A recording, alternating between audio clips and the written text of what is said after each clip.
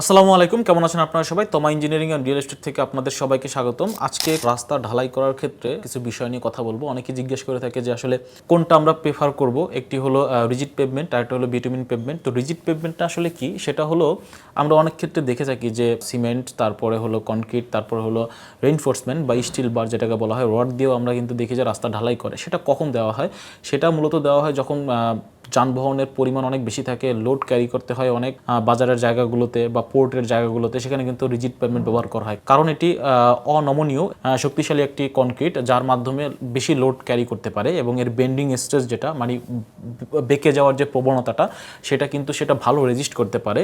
তো এর জন্যই কিন্তু রিজিড পেভমেন্টটা এই সব জায়গার ক্ষেত্রে ব্যবহার করা যেতে পারে। পিচ ঢালাই রাস্তা যেটাকে বলা হয়, সেটাকে আমরা বিটুমিন পেভমেন্ট বলে থাকি। তো সেই রাস্তাটা মূলত ডিজাইনের দিক থেকে কস্টিংয়ের একটা বিষয় আছে, কস্টিংয়ের উপর ডিপেন্ড করে কিন্তু এইসব রাস্তা ডিজাইন করা হয়ে থাকে। এইসব জায়গার ভিত্তিতে রাস্তা ডিজাইন করতে পারেন।